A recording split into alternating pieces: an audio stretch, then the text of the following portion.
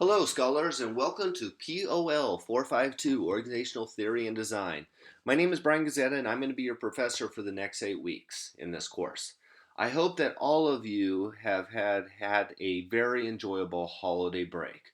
For many of us as op students, we're not used to having breaks in between classes. So I hope that you're able to take advantage and rejuvenate and re-energize and hopefully actually able to relax and enjoy a little bit of this holiday season. But now that our break is over, we have POL 452, organizational theory design in front of us, and I'm looking forward to our time together. So before we get going, let's talk a little bit about what you're watching right now or listening to right now.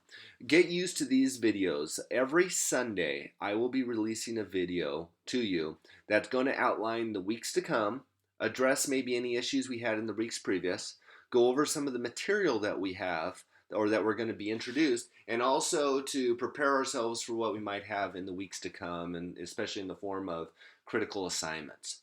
So every Sunday you will be getting a video that will and get used and I'll send out an announcement with each one of these videos, and they will be uploaded in your learning activities under the corresponding week. This week, though, the week one, not only are we going to talk about our week one topics, but we're also going to spend some additional time going through the syllabus. So this video is going to be a little bit longer than normal. And why I want to go through the syllabus, I assume all of you have looked over the syllabus, but I just want to ensure that each and every one of us are on the same page and hopefully answer any questions that you might have about this course on the front side before we start moving forward. So here we are in our syllabus, and as I scroll through, one of the first things that I want to go over is my contact information. There is my email address, and I am like each and every one of you. I have a phone that's in my pocket, and every time you email me, it beeps. And I will do everything. I try to be as on top of my emails as possible. I know that when you ask me a piece of information, you want an answer, and I will do everything I can, and that's my commitment to you, to get that information back to you as soon as possible. But just like you, I have other commitments that pull me in different directions.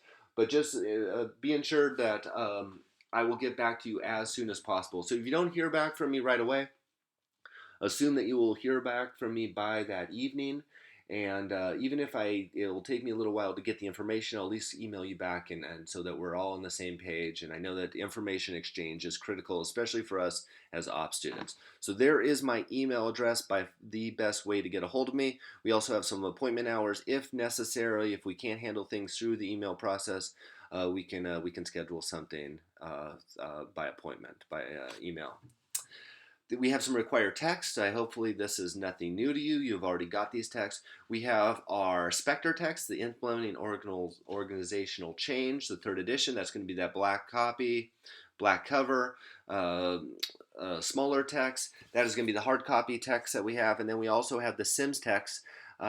This text is our Managing Organizational Behavior, and fortunately for us, this is available through our online web chat database.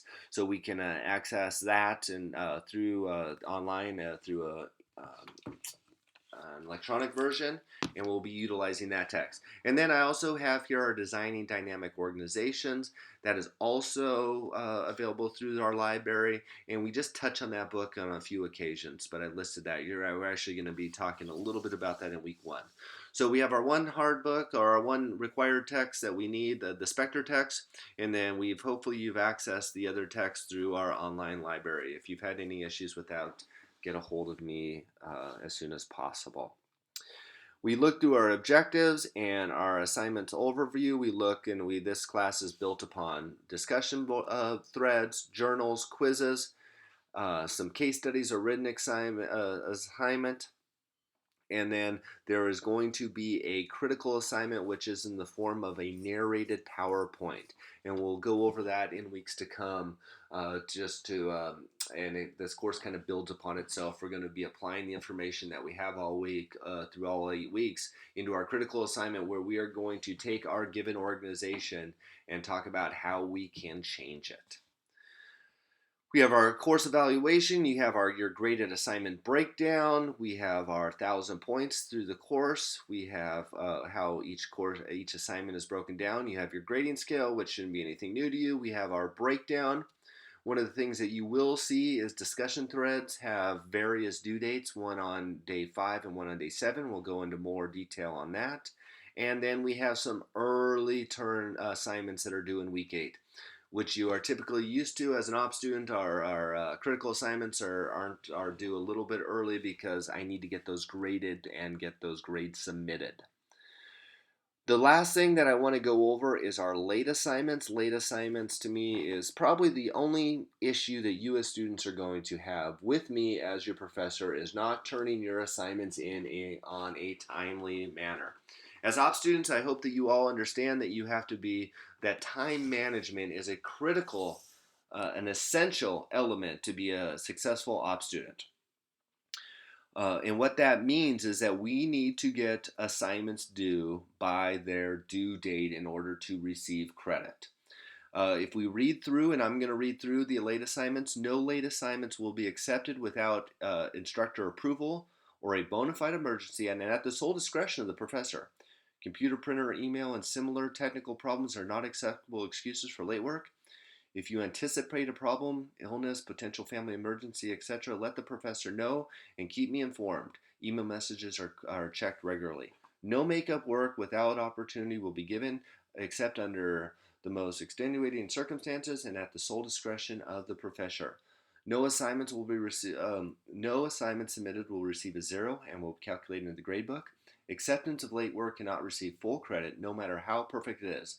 Late assignments will be deducted 10% of the point value of given assignment for every day it is late. No late assignments will be accepted beyond week 1 of the original due date with no exceptions. No late discussion threads or blogs will be accepted beyond the due date, and the final must be taken on schedule. No makeup exam will be given, no exceptions. All right, so let me break that down and make that real simple for you. All of us have emergencies. We have issues that come upon us. What the key to this course is communication. There isn't a problem that we cannot solve if I know about it and if you communicate it. So you have a sick family. All your family members are sick. The flu's going around right now. Everybody's sick, and you don't believe that you're going to be able to get your work in by the Sunday due date, the Sunday deadline, and we'll go on a little bit more detail on that. You need to email me and say, Professor Gazetta, I'm feeling really sick. Can I have an extension? I will always grant it, especially when it comes to illness. If it's a bona fide emergency, I will grant it. Then, as soon as you are able to turn your assignment in, you will submit it through Blackboard, and it will be graded accordingly based upon the 10% deduction per day. Now, there are a couple exceptions. One is on discussion threads. Remember, a discussion thread is based upon you turning it in timely so that your other classmates can reply upon it. So to turn in a discussion board after the due date does no good because no one can read your discussion thread. So discussion threads are not allowed to be late, but all your other assignments will be able to if you get a hold of me in time. Now, you ask for an extension and it goes beyond 7 days, 1 week from the original due date, you were not going to accept it. And after 7 days, you're going to lose 10%. So by the time you turn it in, it isn't going to be worth much afterwards anyways. So I hope that's fairly clear to you. It's all about communications. If you're going to have a problem, just communicate. I do not accept late work after the due date. Time management is critical. I am your professor. I'm also a student here at CBU. I'm in the doctoral program, trying to get my doctorate in public administration, and I work for the fire department full time. So I have to juggle a time frame just like every one of you have to juggle a time frame. And the way that we're going to learn how to juggle this is to get our work due and be diligent and maybe even do our work early in the week, anticipating that there might be problems later on. But that's the late assignment policy. If you have any questions or concerns, get a hold of me by email and we can clarify anything. So let me scroll up and get you all dizzy, and we are going to go into learning activities, and we're going to look at our week 1 assignments to look at what we have. So as we break down this week, we're going to see that we have an introduction that is going to be this video. We have some reading assignments, a quick little clip that I've added that kind of goes over organizational design, and then we're going to look at our discussion threads, our journal, our week 1 quiz and then look forward. So here we go into our reading assignments this week. So with our reading assignments, we have 2 reading assignments. We are going to have the Spectre book, which we are going to the theory into practice, chapter 1 of organizational change, and we have chapter 1 and 2 of the Sims book. So if you haven't looked at either of these books yet, the Sims book, the Managing Organizational Behavior, is a lot of theory. The Spectre book is a lot about application and putting theory into practice. That's the title in itself. So what I would recommend is that you read the Sims book first. Get all those theories in your mind, and then you're going to see how Spectre applies those theories. But we have those 2 chapters, the chapter 1 and the chapter 2 of the 2 books that we need to read this week. Then I have an organizational design clip for you, just a real quick YouTube video, which for some of you just gives you kind of a little bit of a different introduction, kind of or with a little bit of music that kind of flows through in a video form. So it will be a little bit easier for maybe us to see that information in a different form and maybe to absorb. Then we are going to go into our deliverables, and this week we have 3 deliverables. So the first deliverable that we have is going to be your discussion dynamic thread. So our discussion thread number 1. And what I want you to do is to introduce and define the general structure of your organization or a recent applicable organization regarding its design, and explain how its structure impacts effectiveness, either positive or negatively, and create your we need you to create your original post by Friday evening, day 5, and comment on the other 2 students' posts by Sunday evening, day 7. So let's break that down first. So I want you to introduce and define the general structure of your organization, the job. So my dream is that we're all ops students, so we all work in some sort of professional entity right now. But if you don't, I want you to apply it to maybe a recent job or organization that you've worked at. Much of this class is based upon you applying the knowledge that you have right now to an existing job or an existing organization. So in my perfect world, we're all working in an organization, and we can take the information that we're learning in this class and apply it and say, hey, the job I work in is horrible, they're doing everything wrong, or I can actually see what Spectre and Sims are talking about in my organization.